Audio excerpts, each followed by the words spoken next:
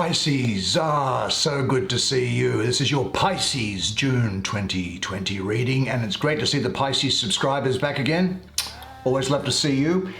Hey, this month what we're going to do is we're going to look at the Thoth Tarot deck. Now, the Thoth Tarot deck is one which has got a lot of esoteric imagery in it, at least as I can discern. So I'm going to use my pen to point out a couple of the things that I find are interesting in it. And the other thing I'll say is this, is that while I'm drawing these cards, I'll answer a lot of people ask me questions about myself, and so I thought the best thing to do would be just to, rather than deal with all of them, is just sort of lump a few of them together and just answer a couple of things. And it is, by the way, if you want to have a personal reading, just check out what's in the description box and we'll go from there. One is this, what's this one? When did you become clairvoyant? Well, I didn't become clairvoyant. I was born clairvoyant. When I was a child, I just knew things. And then when I was at college, there is the 7 of discs. When I was at college, university, I was taken under the wing by an older lady who in the old days would have been called a witch, but really who is just a very wise woman. And she took me over a number of years through spiritual practices. And then many years ago she passed away. Actually, she passed away at about the same time as the woman who I loved, my beloved. This woman whose beauty would make you weep with desire. And she died suddenly. I won't go into the circumstances other than to say that it was as if the sun was extinguished and the birds had all stopped singing and life itself fell flat. And about 6 months later, I was in prayer, I suppose, trying to come to terms or make sense of the whole thing. And it was as if there had been a pair of very dark sunglasses that I had worn since I was a child that were lifted from me, and I could see everything. For the first time, the spiritual and the material, and it was making sense. And since then I've kept looking and finding new things all the time, because of course it's infinite. I don't think it's very difficult to get our minds around the concept of infinity here, but it is infinite. Anyway, that's how it is that I became clairvoyant, and of course also the other spiritual gifts of discerning spirits and healing people as well. What's some other stuff? Where's a card? Oh, that's a good one. The 4 of Wands. Do I work? Well, I suppose, do I have a day job? And the answer is no. I have not had a day job since not long after my beloved passed away, and I then devoted myself to the spiritual path and to spirituality. It was made apparent to me that, I knew, the Spirit infused me to say that mine was to be a life of service, and of being of service and helping other people, of calming their spirit and of providing comfort, of lifting them and showing them the way. And so that's what I've done. Don't argue with head office, you know what I mean? Children, well, there's the Princess of Swords. Gee, that's Princess of Swords. I'll say I am a father, albeit probably an unusual father, it must be said. And I have more than one child. I'll leave it at that. Areas outside of what I do. Look, for 25 years I have a very extensive and postgraduate level studied cosmology, physics, quantum mechanics, evolutionary biology, and philosophy. And I can tell you that if any scientist, because I've read everything that they have, you know, I've done all the lectures, if any scientist or philosopher attempts or asserts that there is nothing beyond this realm, this matter, space-time, and that there is nothing more. They literally have no idea what they're talking about. They are ignorant, because I know that there is life beyond death. I know there is. What else will we say? Why do I do YouTube? Well, and there's the Knight of Swords. Look, I do YouTube because you will find something in here, as is my task because of the gifts with which have been bestowed upon me. And it's not me. I'm the vessel through which things come. Because in these readings, there will be things in here for you which will bring you comfort or let you know that you are loved. Anyway, that's enough talking about me. Let's talk about you and do a reading which tells you what is in store for you this month. Okay, let's have a look at this first card here. And it is the 7 of Discs. Now I notice there's a very dark background on this card, which implies, well, the card is entitled Failure, but I actually don't see it as failure in the way that you and I might think of it. I actually see it more as being stagnation, and I'll tell you why in just a moment. I see a number of discs here which seem to be arranged in some sort of a geometric pattern which is oblivious to me, but the coins have Saturn and Taurus on them, which is convenient because the astrology of the card I see as being Saturn ruling Taurus. In fact, Saturn ruling the 3rd decan of Taurus. Now, as you would probably know, Saturn is a slow-moving and restricting planet, and Taurus is a fixed sign, fixed earth sign, which is known to have its plodding qualities. So put the two of those together, Saturn and Taurus, slow and plodding, I get stagnation, is really the feeling that's coming up here. Now, there are also, apart from the vegetation that I've mentioned, there are, I'll give you a quick look at it here so you can see what I'm talking about. You'll see around the edges of these coins there are faded reds and blues around the discs. Well, that refers to masculine and feminine energy, and it's surrounded by the olive brown of Taurus. And so we're getting the feeling here that things are being restricted, things are stagnating, things aren't moving, there's no kind of fertility, there's no sort of growth. However, there is something which is coming in here, which I'll mention just after these thoughts that are coming through in relation to this card. And first of all, I'm saying that this is probably representing a difficult period in your material affairs. It marks a period where you have put a lot of effort into something, and it has not yet yielded results. I say yet because this card is sitting underneath it. Incidentally, I'll also make this comment. This diagonal here has an air card, and an earth card. Now, earth and air are enemies, and they weaken one another. So you've got 2 air cards coming in to weaken this. So the energy of this card is not strong. It's something may only be around for a very fleeting moment.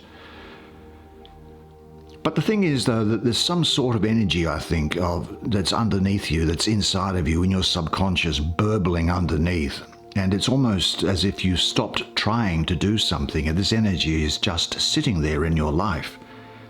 The density of the vegetation in this card shows there is a lot of inertia about this, and it may not disappear quickly, but there are things that you can focus on in the meantime.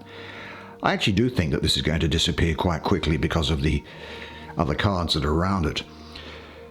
Be aware that although this seems too simple to do, you must try to rid yourself of fear over a situation and start sending out positive thoughts. Do you know, the power of positive thinking should never be underestimated. It works.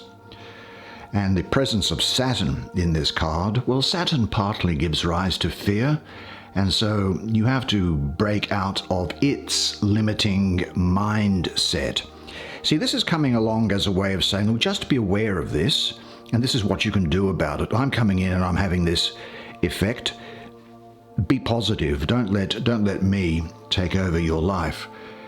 Because fear can be a big factor in failure, and so it's useful to analyze where your fears are based and work them out of yourself.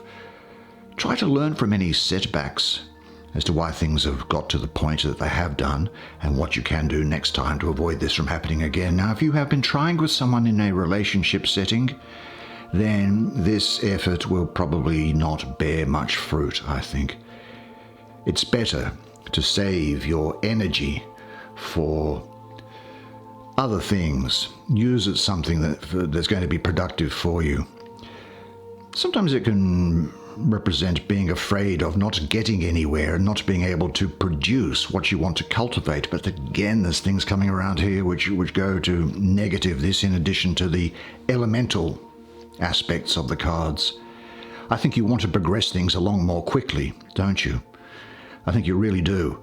And being afraid of not getting anywhere is what's at your mind, and not being able to produce what you want to cultivate.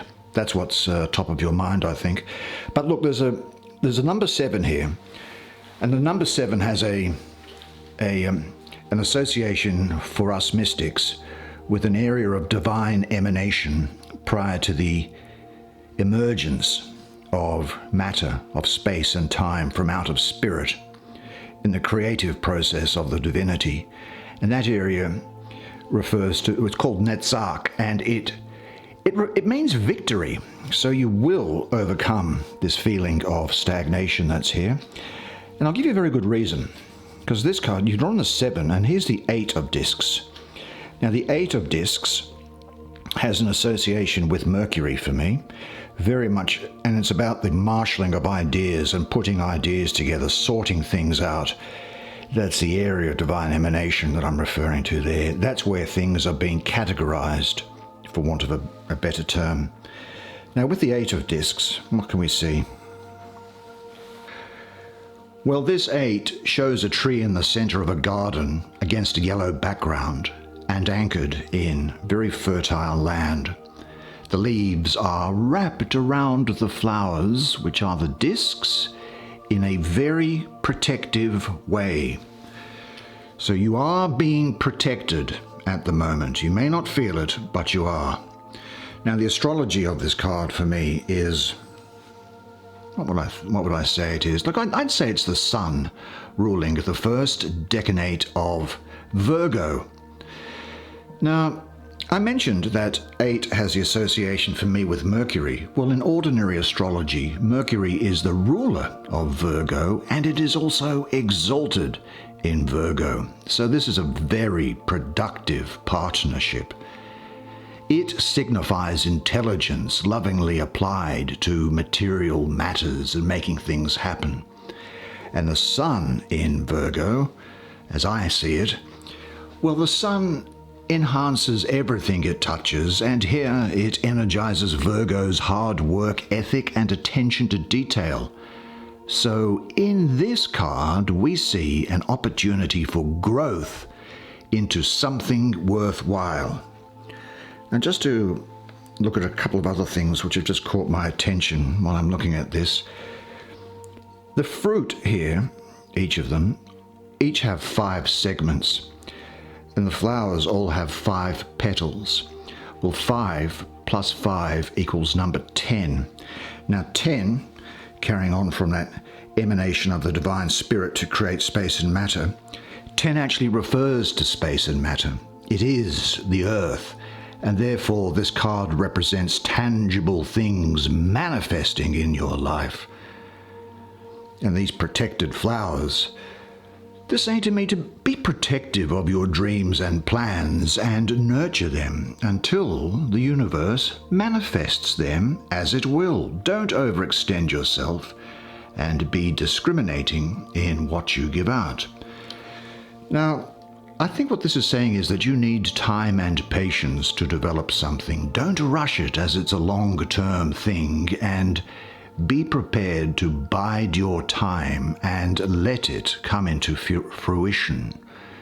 Now this Eight of Discs card is an energy that is encouragement to keep doing what you are doing, as it will eventually lead to success. Now, of course, it requires a lot of dedication, focus, and patience, but as time passes, and as you stay true to your values and beliefs, you get a little closer to your goal.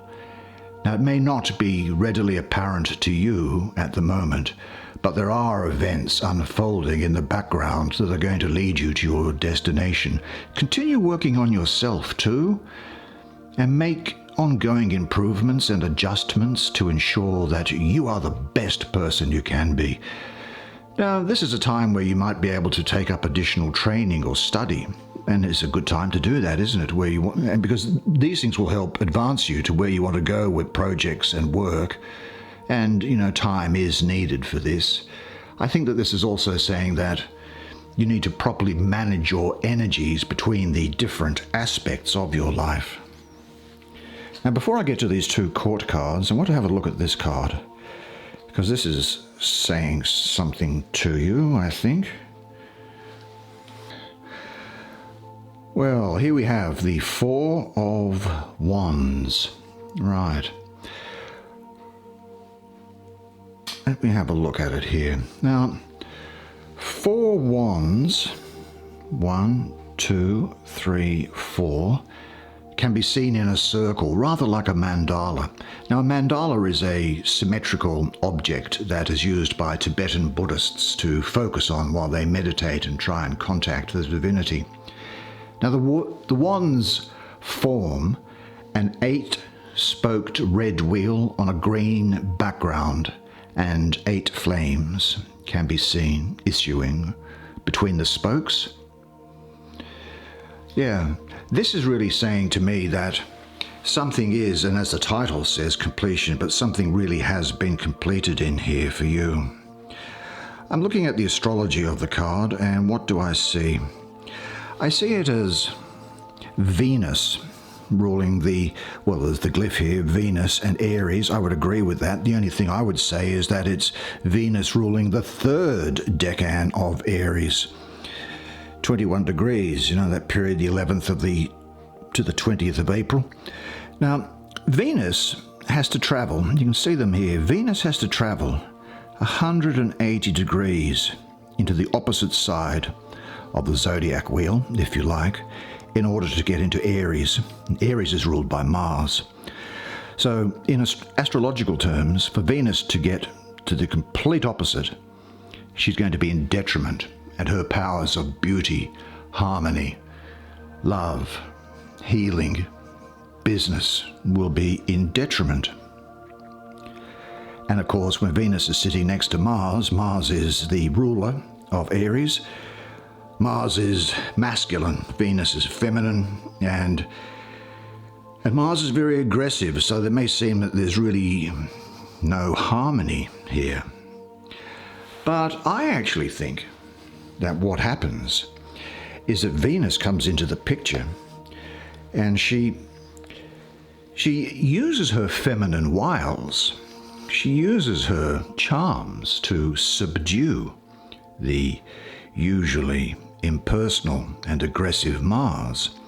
She uses her feminine powers to conquer Mars, and there is actually ends up being peace and harmony. Now put together, and around these edges here you can see doves, which are referred to as Venus, and the ram's heads, which are Aries.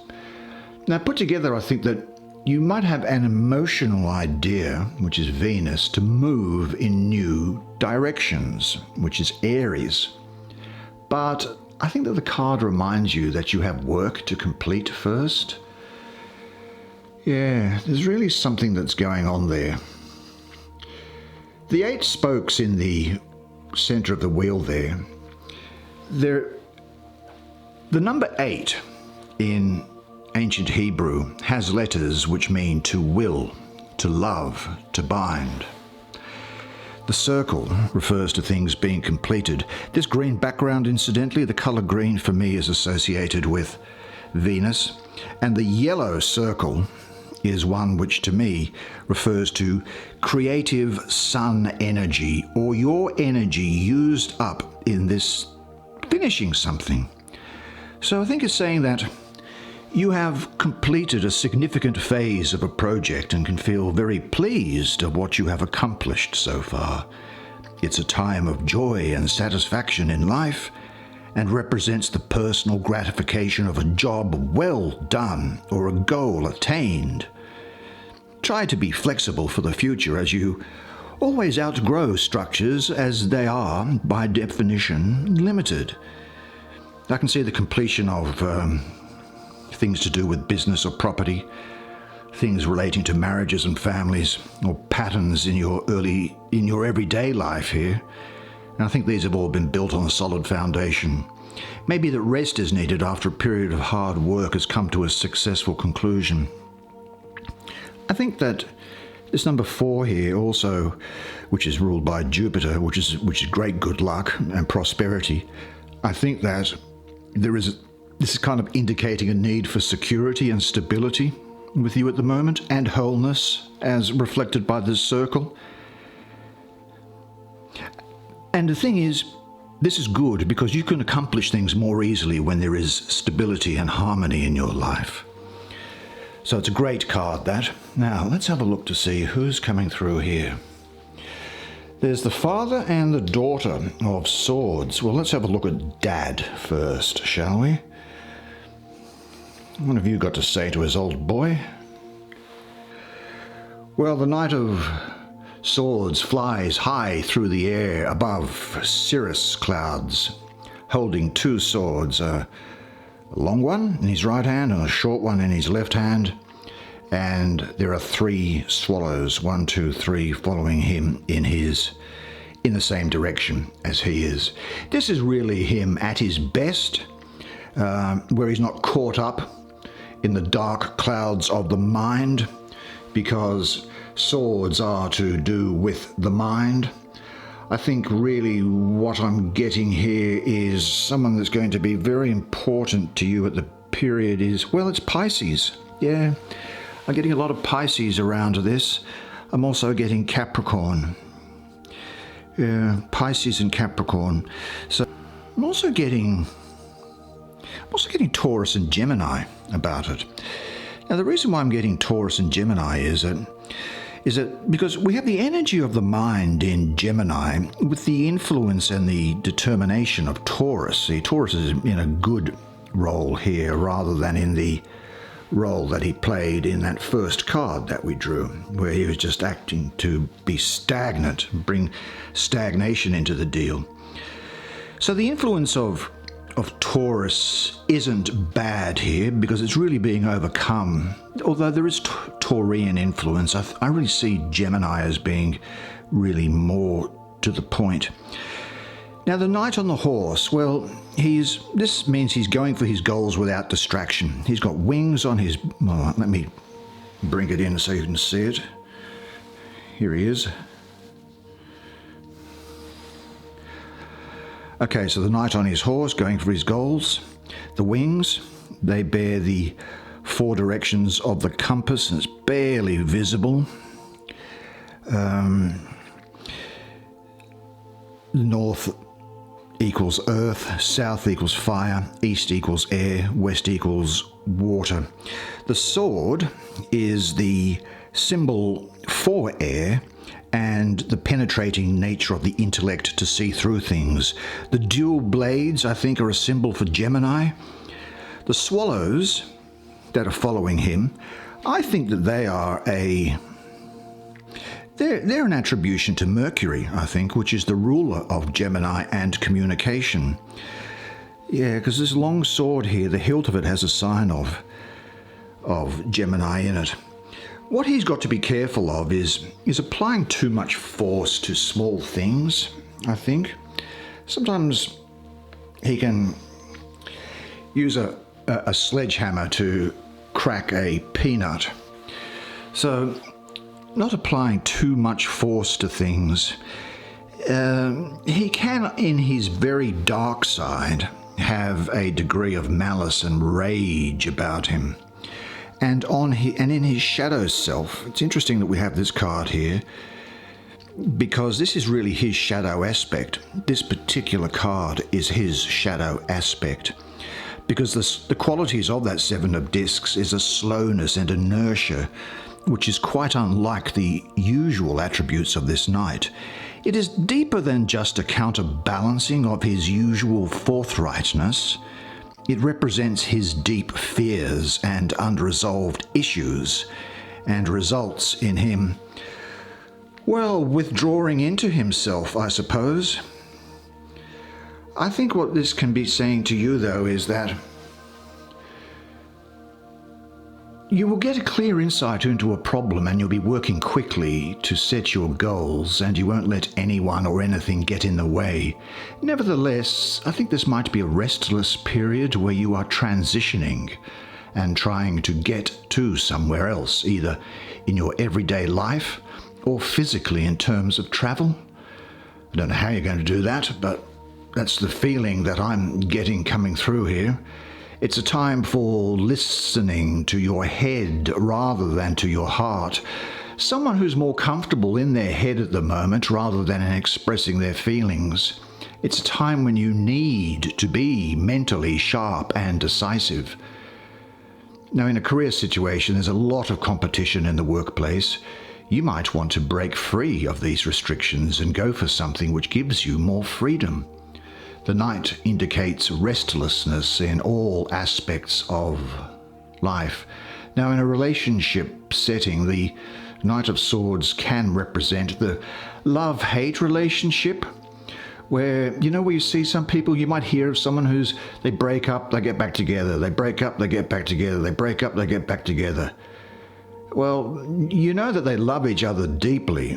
However, they bring out the warrior in each other, which can be really draining in the long run. And someone is liable to pull the trigger on it. Let's have a look. Here she is, the Princess of Swords. Now, she fights with a sword in her right hand, and her left hand is resting on a smoking altar. Now, butterfly wings and a green robe cover her upper body. The sun appears through this archway that's here. Here is the sun coming through the archway. And blues and yellows, which are all through the card, well, they are the colours of air, which is her elemental attribute. The sky and general feel of the card, though, seems angry, doesn't it? Seems like there's a lot of anger around here. Now, the Princess of Swords represents the earthy part of air. Now, according to elemental dignity rules, earth and air are enemies and they weaken each other. Right? I think I mentioned that before, didn't I?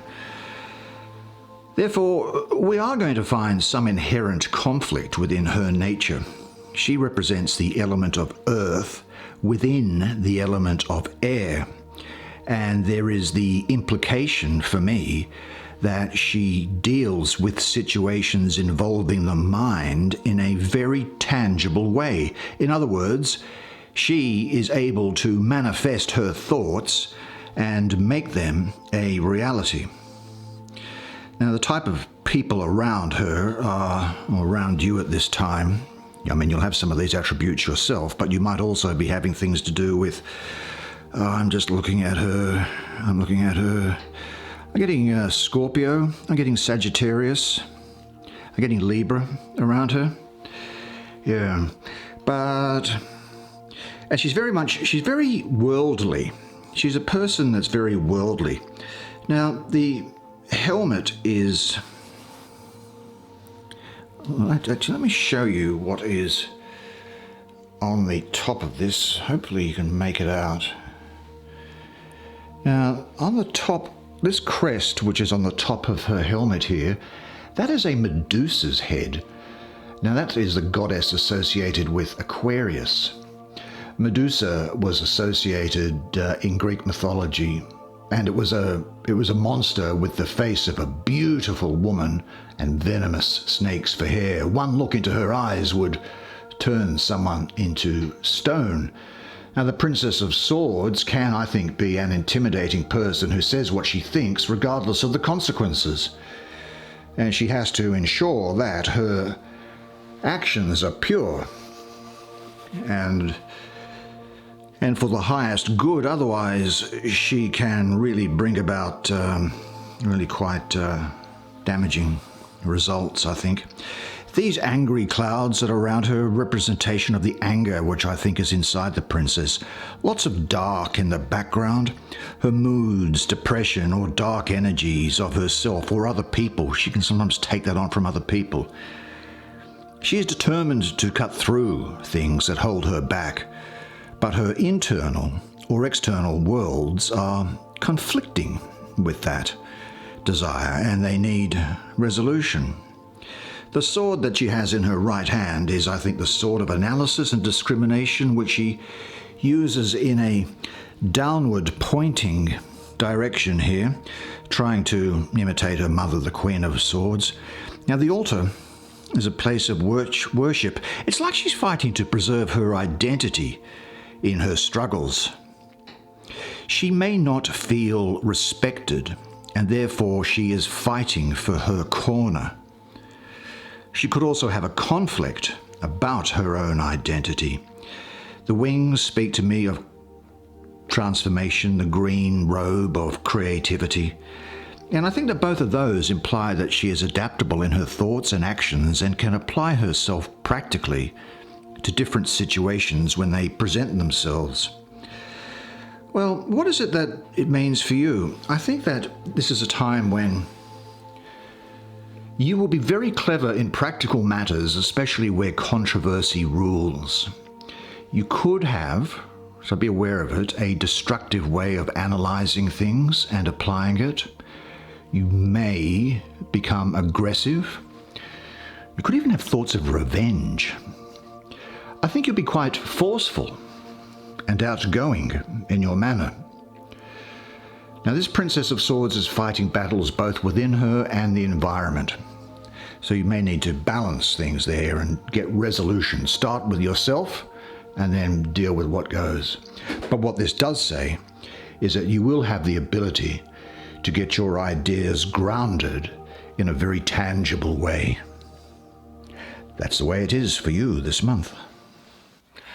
Well, you were fantastic in that reading, as you always are. I hope you enjoyed it as much as I did providing it to you. Do you know, I love doing these readings for you, and I'm glad that you get so much out of it. Now, make sure to check out the description if you'd like to have a personal reading, and just let me say this.